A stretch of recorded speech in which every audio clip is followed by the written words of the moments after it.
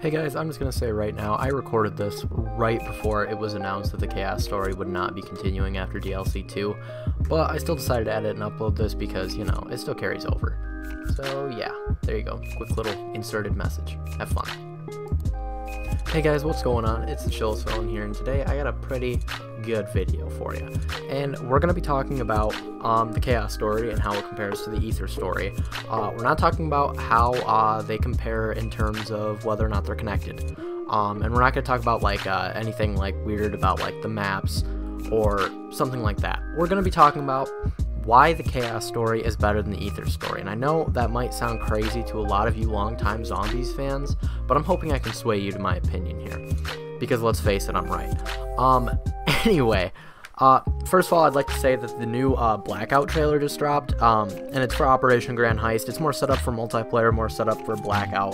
There were a couple Zombies teases in there, like how they're adding Buried to Blackout, as well as Mob of the Dead, Blood of the Dead, whatever you want to call it, Alcatraz. They're adding Alcatraz. If you zoom in really close on there, you can actually see people parachuting on top of it, so you know they're adding it to Blackout, right? They're also adding like Brutus and the Cosmic Silverback and Misty as well. They can all be seen in the trailer. This is all pretty much confirmed stuff. I guess it won't necessarily be confirmed until we get it in the game, but it's there. It's up for confirming, I guess. But anyway, back to my stuff. We're going to be talking about the Chaos story, and why I think it is better set up already than the Aether story ever was at any point. Now, what we're going to look at here is specifically how they are set up and how the lore of the stories compare, and why the Chaos story is a step above the Aether story. Now, first we're going to look at the Aether story, because you always want to start off on the worst one when you make an argument.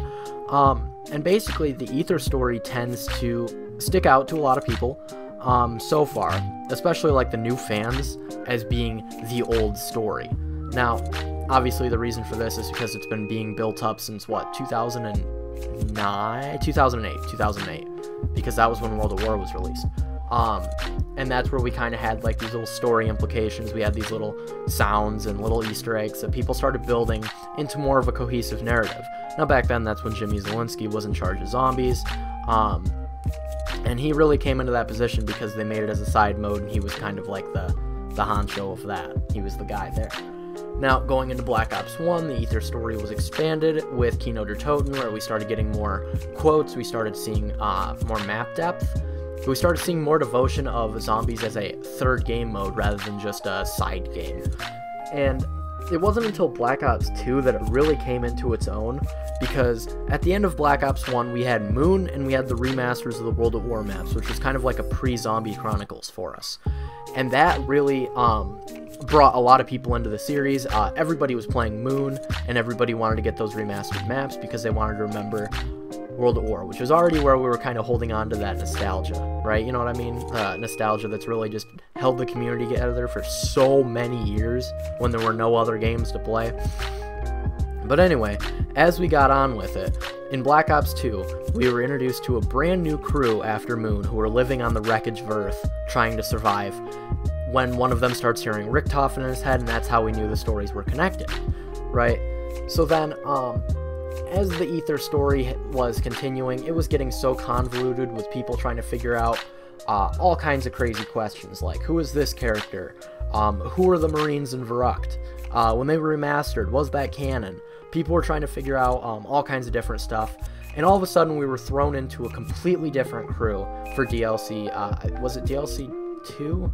I think DLC 2 was Mob of the Dead. It was either that or... No, it was DLC 2. It was DLC 2. Yeah.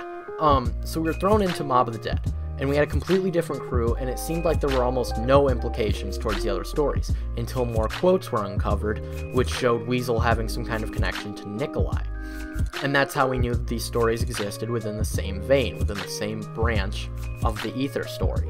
Now, at this point, it's so convoluted, people are coming up with theories left and right, center, all kinds of just craziness coming out of everywhere. Where did the guns come from? Who was making them? Group 935, who's a part of it? The freaking Illuminati was thrown in there. And then we had one more map that was supposed to close off the Victus storyline, and that map was buried, and then it was revealed that we had like different choices through each of the Easter eggs. It might have been revealed earlier on, but that's just really where it stuck out to me, was that there were 3 different choices, 2 different sides to pick from, Maxis or Richtofen. So if there's 2 different choices, how in the hell are we supposed to know what the actual narrative is? Well, let's skip on to Origins, where we're completely thrown into a completely different universe, where we have younger versions of characters we already know, and they're just in a completely different situation, and things are different. Maxis is some dude on a table getting his brain removed. Samantha's a little girl who isn't trying to kill freaking everybody, right? We don't even really know what the Aether is at this point. Like, we know what it was in the other world, but now all of a sudden it's like, no, we gotta protect the Aether, we don't want to get in there, don't let anybody in there, Richtofen's a good guy, blah blah blah blah. And then as they're more exposed to Element 115, they're supposed to be more of like the caricatures they were as they got in their older iteration, which was also in the older games. And then we got to Black Ops 3, where we're given a completely different crew and a completely different story. But the story still somehow ties into the Aether because of a cutscene at the end with Richtofen, where he takes the summoning key, takes the Shadow Man, and pulls them into his own universe. And then, you know what, for the rest of Black Ops 3, they did a pretty good job at focusing on one crew and not letting too many storylines get in the way. We finally had an overarching arc for this, where instead of just like universe jumping, hop to this one, different crew, different narrative, now we've got a story that we're following. We have our crew trying to get their souls in the summoning key, get them to the house, and then it's revealed that there's a Dr. Monty, and he's the opposite of the Shadow Man, and that all of this has been planned out ever since Jason Blundell took over in Mob of the Dead, apparently. And he's done a great job of retconning everything Zelensky did, and I really don't want to get into that, but the Aether story was so many loose ends, so many, like, terrible spider webs fractured across the universe of this, that we ended up getting 8 remastered maps. I think it was 8. Pretty sure it was 8. Yeah, remastered maps. And these were just getting our Ultimus crew back into it, like having them on a couple of different maps. We got our Origins crew remastered. Everything looks fine, but what really came with this was the Zombies storyline, which is part of the Chronorium, which was revealed to be the book of the universe, and, you know, all this all-powerful stuff, and we need it for everything, right? And now we get to Revelations, where all of this was supposed to be tied up. We find out that they're just in a giant cycle. So we have all this spider webs, but at least now we have a cohesive beginning and a cohesive end, and they're both the exact same. Oh my god, that was the entire Aether storyline. I didn't mean to go through it like that. It obviously didn't get into every single detail, but yeah, there you have it. That should not have taken me 10 minutes to say. Do you want to know what the Chaos story is? The Chaos story is 4 people who come together because they're trying to save Alistair Rhodes, and they all know who Alistair Rhodes is. There's an evil cult that is trying to take control of Prima Materia so that they can control the universe and the zombies, and they're using it to further their own ends, and they kidnapped Alistair because he pretty much knew too much. We don't know too much about it yet. I'm sure it'll be more complicated, but so far that's what we have. Oh my god, that took like 30 seconds. Now, I know what you may be thinking. The Aether storyline is the one we know, it's the one we've gotten used to, it's the one we've seen a million Mr. Raffle Waffle videos on, where we're frickin' seeing him go over everything in the universe. Hi guys, Mr. Raffle Waffle's here! That was terrible. And basically, we really get into why the Aether storyline is just so over-convoluted at this point, that continuing it any further is so fragile, because every single thing you do pretty much at this point is a retcon of the cycle. Blood of the Dead took our narrative, blew it out of the water. The classified ending blows that out of the water. Are we even near water anymore? We're in outer space. Oh wait, we fucking blew up outer space like 10 maps ago. What are we even supposed to do at this point? With the Aether storyline, we really just need to let go of it. We really just need to finish it. Revelation should have been the end of it. The Chaos story should have been the only story focused on going forward. But instead, now we're stuck with both. So in comparing them, we already have a convoluted, bloated mess of a rotten pig's corpse of a story, which was good at some points, but really only peaked in Black Ops 2, freaking 7 years ago. And now we have the Chaos story, which has been out for a couple months, and people are already, like, hating on it because, oh, well, these characters don't seem believable.